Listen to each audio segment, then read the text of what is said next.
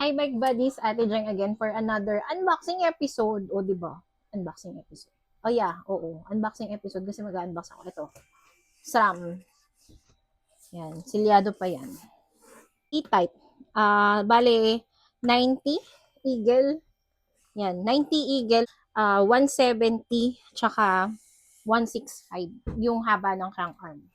Kung naghahanap ka ng budget at E-type na hindi AXS, so ito daw yun.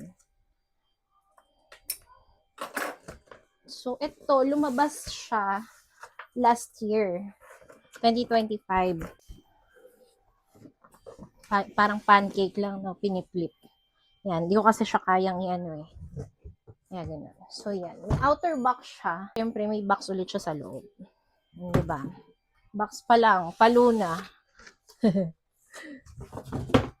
Tapos, siyempre, i-flip natin ulit siya. Nakakaloka. Ang daming flip. Ayan. So, yan. 90 Eagle. This one is 1 by 12 din. Ganda ng box, oh. Box pa lang. Diba? Palong-palo na. Siyempre, merong set ng stickers. Sapin-sapin. So, ito, ayokong buksan, pero kung ano man to, yun na yun siya. May mga ano to? Mga rings. Yan, selyado. Tapos, may ganito siya. Hindi ko alam, baka para sa table to. Yan. Tapos, syempre, mga manual at kung ano-anong QR code. So, ito na yung crank arm niya. Yan, 170. Again, meron din tayong 165. So, kung kailangan mo ng 165, meron din ito. Pero hindi ko to binibenta ng per piraso. So, set siya dapat. Sold as set. Ay, maganda siya in fairness. Ganda ng forma niya. Oh. Yan. T-type na hindi AXS.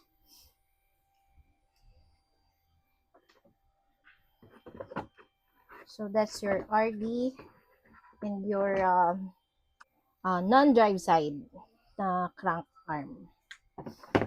And then, next layer. Pwede naman kasing buksan to, di ba? Yan. Naka-shelf ng egg shelf. So, meron ulit ng ganito. Hindi ko na naman alam para saan to, kung ano yung nasa loob. Spacer. Spacer siya. Naku, kailangan pala sinisipat ng ganun. Eto, ano to? Eto, clamp ng, magaling sa silipan na.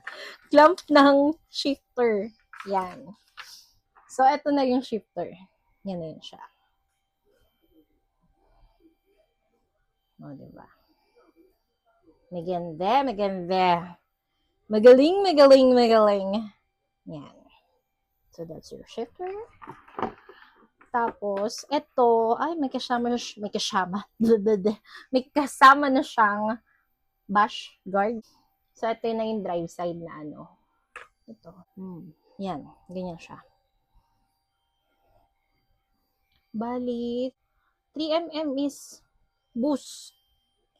Yan, 32 teeth nakalagay dyan. Tapos, 8 bolts yan. Okay? Yan. 170 again. May 165 din tayo. Yan. 32 teeth lang ha. 32 teeth. Tapos, syempre, may sapin na naman. Yan naman yung cogs niya. Ganda. O, diba? Magaan in fairness ha. Magaan siya. Yan. So, that's 1, 2, 3, 4, 5, 6, 7, 8, 9, 10, 11, 12. Yan. Tapos, kung gusto mo naman ng AXS, syempre, ayun nga, naubusan na kasi kami ngayon. Bali, may coming tayo next week ng XXSL tsaka GX na T-type AXS. Yan. Tapos, ito pala, yung niya, chain niya, parehas ng ng nasa GX na T-type. Yan din yun. GX na T-type na chain. Yung flat, Yung flat top. Yan. Siya din yun. So, ito may kasama na rin yung yung connector. Yan. Tapos, by the way, kung naghahanap din pala kayo ng GX na T-type na chain, may coming na rin kami. Kasabay siya ng group set na GX T-type. Next week? Yeah. So, yun lang. That's all. Syempre, huwag mong kalimutan, mag-follow ka sa akin. Ayan, di ba? Kasi doon nga ako madalas nagpo-post. Hindi lang ako nagpo-post lately kasi busy. So, mag-follow ka sa akin, mag-follow ka sa Cycle Art page, or kaya sa iba pang sales staff ng Cycle Art. So, hindi ko na isa-isain kasi marami. Sure ako, alam niyo din naman yung mga account nila. Tapos, ayan. Pwede rin nyo rin palang ipa-legit check yan. So, syempre, magliligpit na ako, o, diba? So, huwag niyo kalimutan, bili na sa Cycle Art.